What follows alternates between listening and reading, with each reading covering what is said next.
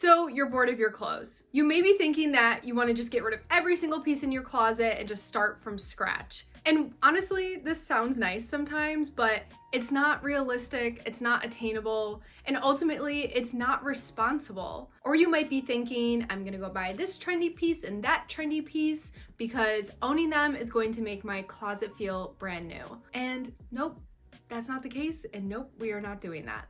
So in today's video, I'm gonna be sharing with you 5 ways to refresh your closet without shopping. Before we get into it, make sure you hit that subscribe button down below and give this video a thumbs up if you want to see more content on how to create a style you love without over-consuming. And also don't forget to check out my style membership in the description box down below. You get all of these goodies here that are going to help you refresh and upgrade your wardrobe intentionally and responsibly. Thank you so much to everybody who has joined so far. I am so grateful. And I'm so excited to keep growing this community with you. And without further ado, let's get into these tips. My first tip to refresh your wardrobe without shopping is to record your outfits, specifically by taking pictures of them. When I'm in a style rut, this is one of my all-time favorite things to do just to help get me back into the swing of things. And if you're consistent with it, it's a really great long-term option for those times that you do feel a little bit bored with your closet.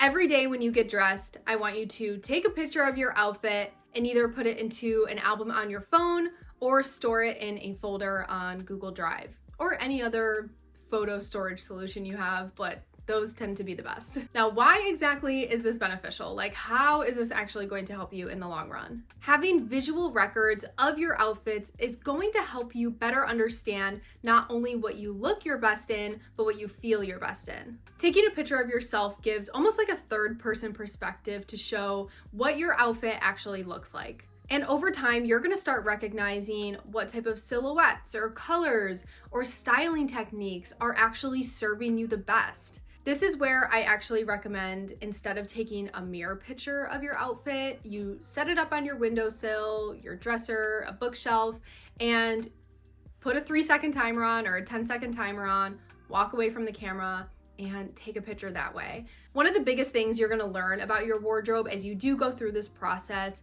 is you'll be able to discover more harmony within your wardrobe. Sometimes I feel like we get in a style rut because we find something that works and then we just repeat it over and over and over again until we get bored with it. And we oftentimes don't take pieces and mix and match them with other items in our wardrobe that actually could work together pretty well. I love this tip so much because you basically become your own outfit inspo. At the end of the day, it's all about seeing the potential of the items you already have. My next tip is to downsize your closet. I find that one of the biggest reasons we feel uninspired or bored with our wardrobe is because it's full of pieces that are either no longer serving us or maybe that haven't even served us in the first place. And they take up a lot of room, not only physically within our closet, but also mentally and emotionally, because there's a lot of guilt and regret tied to these pieces oftentimes. I talk about this a lot more in my video about how to stop shopping for your fantasy self, as well as my video on how to stop wasting money on clothes you never wear. So I definitely recommend checking those out if you feel like you are someone who is battling a lot with clothes in their wardrobe that are no longer serving them. So with that, this is where I recommend you work on downsizing your closet just to help get rid of some of the noise that's in there that may be preventing you from seeing the potential with specific pieces in your closet, and also that may be roadblocks to helping your confidence and helping your style evolve. In my style membership, I have a 7-day closet detox. Not only do I talk about what you should actually get rid of in the process of getting rid of it, but I also talk about the emotions behind it and sometimes navigating the guilt or regret that we have when it comes to getting rid of clothes. Follow the link in the description if you want to join the membership and join the closet detox course. But no matter the direction you take to cleaning out your closet, whether you do my detox course or you have your own method or there's another method out there that you like, I recommend that you go into it with intention above all else. You want to make sure that you are editing your closet, downsizing your closet with the intention of benefiting your future self. The reason why downsizing your closet is so important is because once we get rid of all that noise, once we get rid of all the pieces that are kind of taking up the space again, physically and emotionally, we're able to see our closet for its fullest potential. The pieces that are left over are not only going to serve us the best, but they're going to serve each other the best. This is where you're going to be able to play with more techniques. Maybe you're going to think, oh my God, I have these two items that I wear all the time separately. Let me try to put them together and see how it works. It's just gonna allow you to have a cleaner base at the end of the day. Like a very stress-free closet is what we need, especially because it's something we're exposed to literally every day. So we just wanna make sure that our space is feeling good. My next tip is to enlist the help of your friends. Sometimes a little fresh perspective is honestly all we need. And that's why I encourage you to enlist the help of either your friends or a close family member to help refresh your closet and give it a new perspective that you want. Now, there are two ways I recommend you go about this. One way is to invite a friend or two over, maybe have a glass of wine, maybe a charcuterie board, or don't, whatever you want to do, and have your friend or your friends pick out 3 to 5 outfits for you without your input and without your opinion. And of course, make sure you do the same for them at some point. What I love about this is that they're going to be able to see different possibilities and different opportunities within your style that you've likely never considered. And even if they don't pick something out that's exactly for you, I think that it gives a really nice jumping off point just to see your wardrobe in a new light. Now, the other way that you can do this with your friends is to host a clothing swap. This is especially great to do after the clothing detox that I mentioned in the previous step. It's just going to help allow you to breathe some new life into your wardrobe without shopping.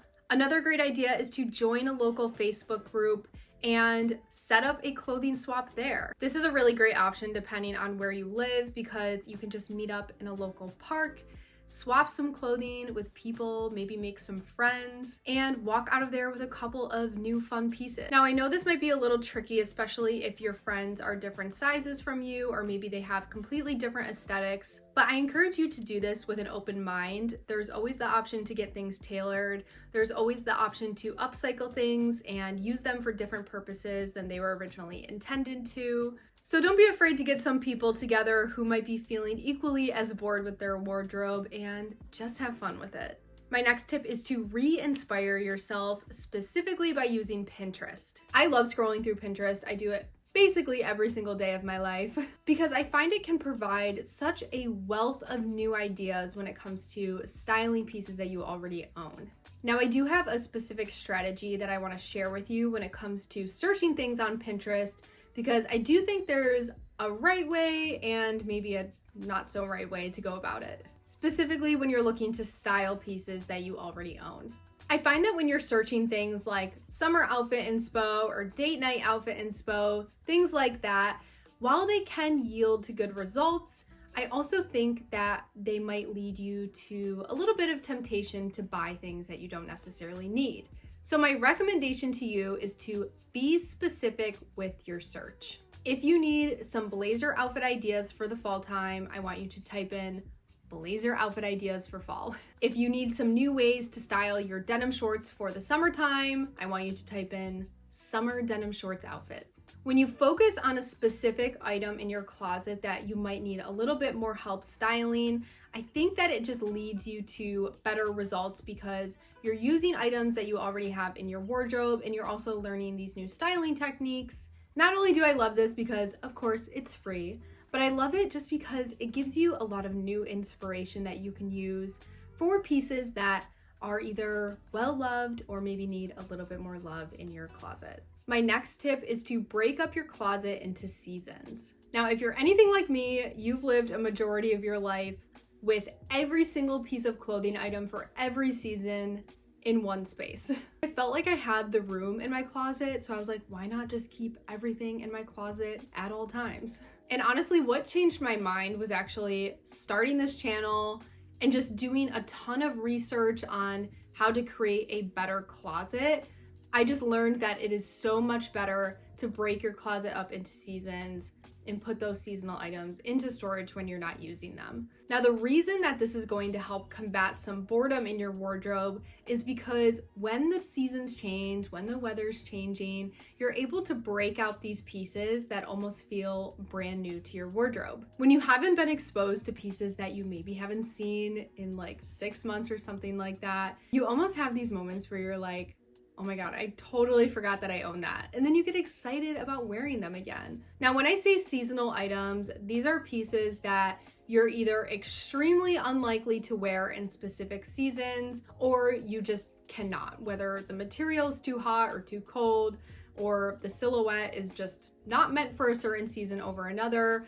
These are the pieces that I'm talking about. I personally like to group my seasonal wardrobe into fall and winter and then spring and summer. I don't really like to do all 4 seasons. It just feels a little bit messy to me. I'll usually have anywhere from about 5 to 10 pieces that I will put into a bin, put it underneath my bed, put it in somewhere in storage until their season rolls around and I can take them back out and it feels brand new. So if your wardrobe isn't already rotating with the seasons, I highly recommend putting this into place. It is one of the best things I've ever done for my wardrobe.